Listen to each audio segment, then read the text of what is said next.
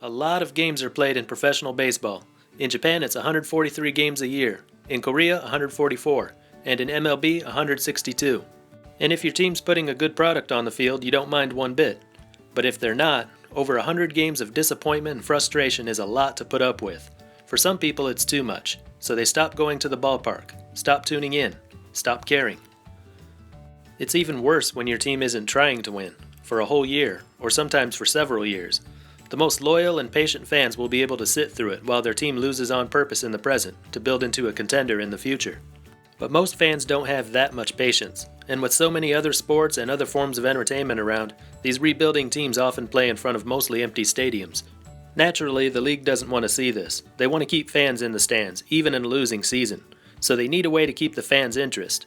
One idea that's been mentioned in MLB in the past is promotion and relegation. In promotion and relegation, or Pro-rel for short, the league is divided into 2 or more upper and lower divisions.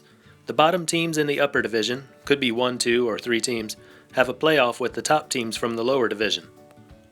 This playoff gives the teams from the lower division a chance to get promoted to the top division, and the teams that finished in the cellar of the upper division are in danger of being relegated to the lower group of teams for the following season. So this system would discourage tanking. No team owner wants his ball club to be demoted.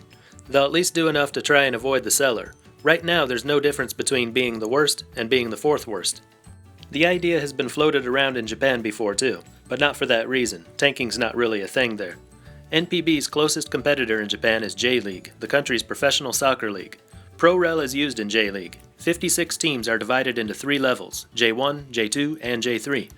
56 teams that all have a chance to reach the top level someday and have the best soccer teams in the country visit their home field, no matter how small their city is. And no matter where you live in the country, you're always near a professional soccer team. In contrast, NPB has only 12 teams, all located in large cities. This makes it really hard for NPB to compete with J-League for fans in the smaller cities. Yes, there are minor leagues and independent leagues, but it's harder for local fans to get excited about a team that will never get to play with the big league teams, and knowing that their star players will gladly leave town in a moment's notice when given the chance. You could expand the league, add several more teams to reach every part of the country, but then the talent pool gets diluted. The on-field product isn't as entertaining, and the league loses some of its prestige. MLB has the same dilemma. Baseball is a lot bigger in the larger cities because MLB is absent from a lot of smaller cities, and college baseball doesn't fill the void in the same way that college basketball and football do. But if they try to expand, they might risk watering down the product.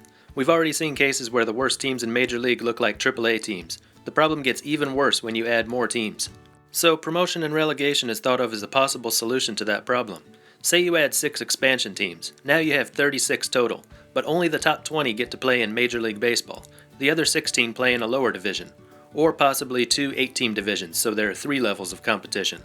The top division would be a more elite competition than what we have now because it would eliminate the weakest teams. The teams at the bottom would not give up toward the end of the season. They would be fighting for their lives to make sure they stay in the top division.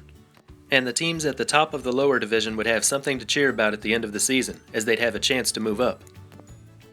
This system is used in soccer leagues throughout Europe, and fans there seem to enjoy it. But baseball and soccer are entirely different sports. For one thing, it takes longer for players to develop before they're ready for Major League Baseball. For this reason, the farm system is necessary. It gets the players prepared one step at a time. Some players reach the big leagues in their early 20s, some in their late 20s, and it's hard to imagine Pro-rel and the farm system existing at the same time. And because player development takes longer, sometimes, unfortunately, winning has to be put on hold until the right batch of athletes are ready to perform at the highest level. If you implement Pro-rel, it will encourage short-sightedness. Instead of building to win a championship in 5 years, teams will aim for mediocrity year after year to make sure they don't get relegated. Also, it would keep some of the best players away from the top level of competition. If Pro-rel were used in MLB in recent years, depending on how many teams are in each division, the Angels very likely would have to play in the lower division, and the game's best player in the past decade would have been facing only the weakest teams. And we've seen teams go from being one of the worst to winning the World Series in a single season. Fans don't want to start the season knowing that it's impossible to get there, and the best they can do is get into the league's top half. And for those same reasons, I don't think it's a good idea for NPB or KBO. That's not to say Pro-rel can't be used in baseball, though. There are a few baseball leagues where Pro-rel is used, and it works. Not surprisingly, they're found in Europe, in places like Germany and Czech Republic. Like any other league, they want to get as many teams playing as they can, reaching every city in the country. but they also want to separate the elite from the inferior. This is what Pro-rel does for them. Player development is not such an issue. It's not uncommon to see teenagers on the field, and if a player is really talented, he'll be playing in the Major League system, not in Europe. So it works in countries where baseball is not a major sport and they're trying to grow the game, and where the talent level is not so high. So this might be a good idea for some of the world's newest professional baseball leagues, like in China and Argentina. If you have more teams, then you have more people playing it, and more people seeing it, and you keep the best teams only playing against each other. If there were any place where baseball is a big sport and the talent level is pretty high, where this system could work, the best bet I think would be the LMB, the Mexican Summer League. Just recently, the LMB expanded from 16 to 18 teams, even though they were just talking about contraction a few years ago. Some teams haven't been competitive, and their attendance has suffered because of it.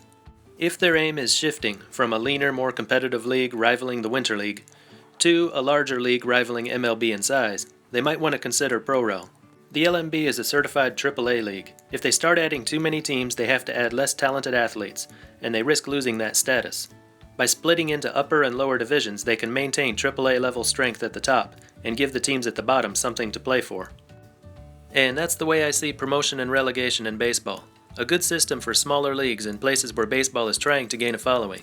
Not a good system for MLB or any other high-level professional league, especially when they already have a farm system in place. The LMB might be an exception to that.